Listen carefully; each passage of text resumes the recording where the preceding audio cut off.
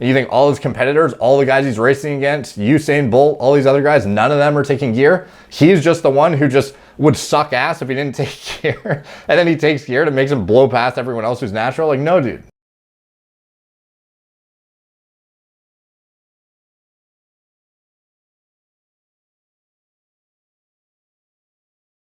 What's up, guys? Derek, more policemorenews.com. Today we're going to be talking about if WADA stopped drug testing in all sports, doesn't matter which one, would we see a spike in new world records being broken? Or is the entire sports industry, the Olympics, tainted to the point where everyone's already using all the shit anyways and there would be no change whatsoever? So I want to give my stance on this because I am sort of deferred to in some of the fake natty stuff, as well as the drug testing in terms of the parameters and what they're essentially giving to these athletes to tell them, not in spoken word, but just kind of like subtly, this is what you have to try and get around to cheat, essentially. So a lot of guys are doing it. And do I think it would have any bearing on the outcome? To be honest, I think yes, in volume of records being broken. I think a lot of it would be derived from something indirect that a lot of people don't consider, though, and that is the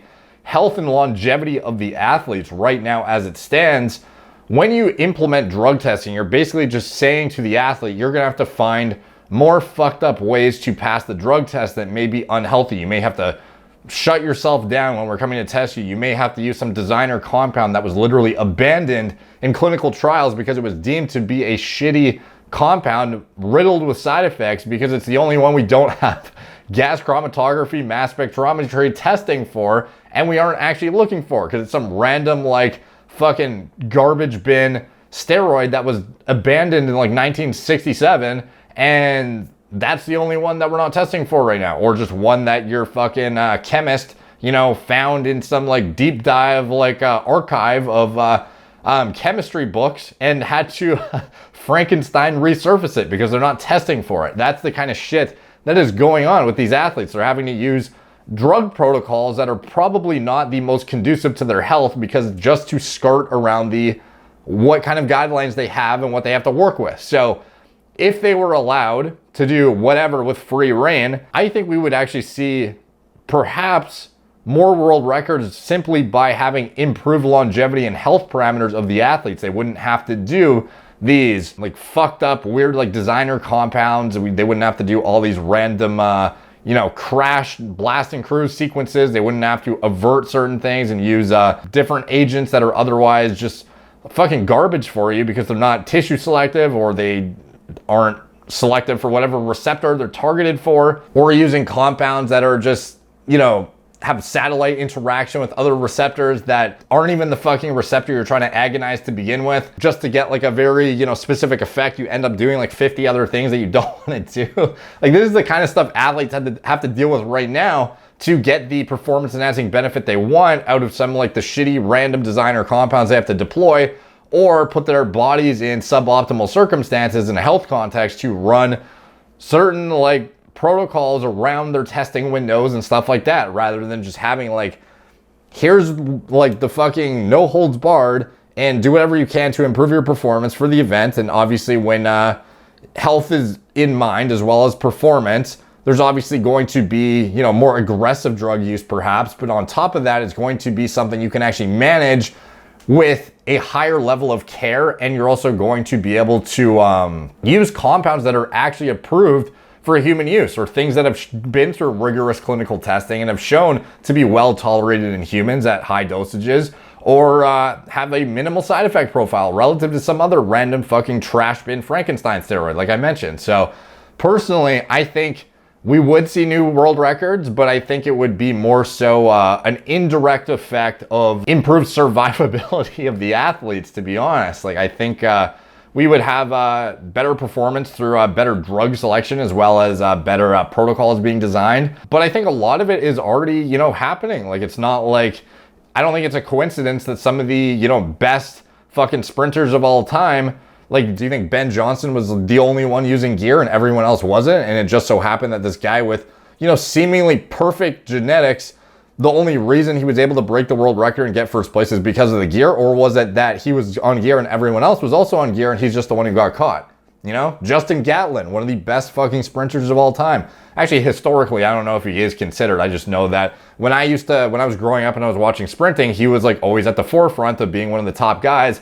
I'm sure he's maybe not anymore. He's getting older, but I mean, for a while, he was at the fucking front runner and that guy popped, you know? He failed a standard testosterone to epitestosterone ratio. Do you think the only reason that guy was doing the way he was for however many years straight and then he, you know, test positive one time, do you think all those other times were natural and then this one time he just fucking popped and that was it? And you think all his competitors, all the guys he's racing against, Usain Bolt, all these other guys, none of them are taking gear? He's just the one who just would suck ass if he didn't take gear, and then he takes gear and it makes him blow past everyone else who's natural? Like, no, dude. Everyone's trying to do something, and if they can get away with it, they will. So I don't think there would be a significant difference personally. Like, actually, yeah, I think there would be a fairly significant difference, but I don't necessarily think we would see some substantial spike where it's like the difference between the entire field of competitors is natural right now and they're all going to be, you know, breaking world records like fucking crazy all of a sudden. I think a lot of the underground shit going on right now is performance enhanced sport. It's just, you know, a lot of people can't see around the, you know, the veil of secrecy of the, you know, the testing parameters. They think that only the dirty cheaters are cheating and these guys, you know, that get caught are pieces of shit. And in reality, it's like, how many of these guys are just getting away with it versus how many guys are getting caught that, you know, otherwise went 15 years of their career without getting caught before they got caught or something like that. So to me, I think, at the end of the day, the goal is, you know, maximum performance. And I think they know that the athletes are going to be trying to get around the test and probably doing things that are unhealthy in order to do so. So it would be, you know, potentially justified to look at something like that. I don't think it's ever going to happen because I think that the public, you know, perception is no one's going to be open to that. It's not very family friendly, I guess. But at the end of the day, like, I guess they're just going to continue to do what they do, I guess. But I think they're a huge part of sports still, regardless of the testing. There are actually very few leagues, I feel like, that have testing parameters that are actually strict enough to dissuade the majority of competitors. So to me, I don't think it's going anywhere. I think that, and I don't know if I would see any, like, if we saw, you know, like unlimited gear use in the 100-meter sprints, you know, like how much would the world record get broken by? Like, I don't know. Like, are you going to claim that Usain Bolt is just like, would somehow break like a fucking 9.3 if he was given unlimited access to whatever he wanted? Like, I don't know. To be honest, I think that a lot of the shit going on is already anabolics driven or other compound driven and is just being overlooked and assumed to be natural and presumed to be within the guidelines when in reality, a lot of this shit is already drug-filled to begin with. So, yeah, circling back to the question one final time for the sake of being super redundant, do I think that we would see new world records being broken? Yeah, but to the extent of it being like right now the field is natural versus them becoming enhanced, I don't think that's the case. I think the field is a lot closer to the enhanced side than a lot of people realize right now. So take from that what you will. Let me know what you guys think in the comments down below. If WADA stopped drug testing, would we see new world records being broken? Let me know what you guys think. The comments help the algorithm, and it's obviously an interesting question. So interested to see what you guys put down there. If there's any arguments in the comments section, they help push the algorithm too. So if you want to get fucking feisty with each other, go for it. So like, subscribe too. Follow me on Instagram at moreplates_more_dates, Facebook, Snapchat, BitChute, Twitter, TikTok, Apple Podcasts.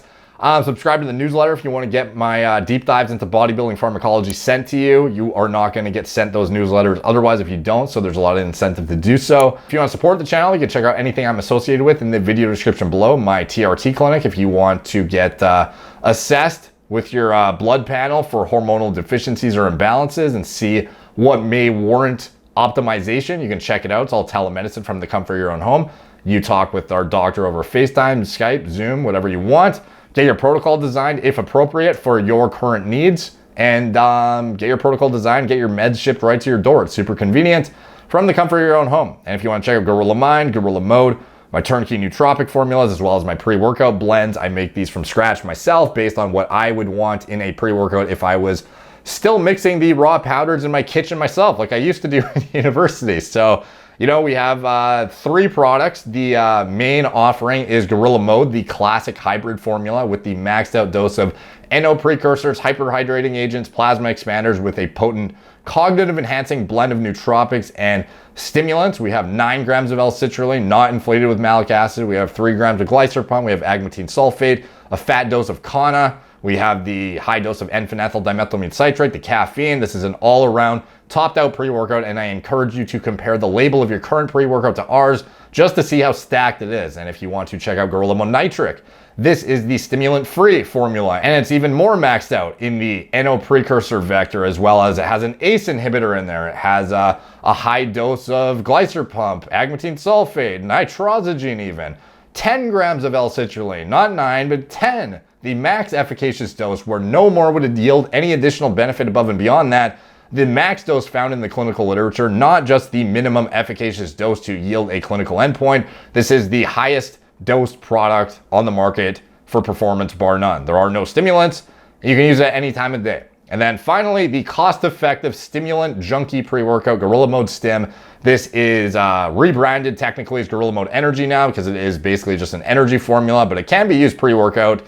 We just didn't want it to be branded solely as a pre-workout when it can be used for other things too. So it could be used before studying, before, frankly, anything productivity or work related it's great for. So how it differs from Gorilla Mode Classic is it has none of the pump ingredients. It's all just pure mental performance maxed out to an even greater extent. So we doubled the Kana, we doubled the L-tyrosine, we increased the N-phenethyl dimethylamine citrate, we increased the caffeine. It's basically just like a stim junkie's dream, or somebody who wants a cost-effective version of our pre-workout just for mental performance, as opposed to having all the other pump ingredients in it as well. So if you are just wanting pure mental performance for your pre, or just for whatever you're doing, this is the product for you, and it's at a far more cost-effective price point because it doesn't have the other stuff in it. So if that interests you, check it out, all in the video description below. Thank you guys for watching. Talk to you soon.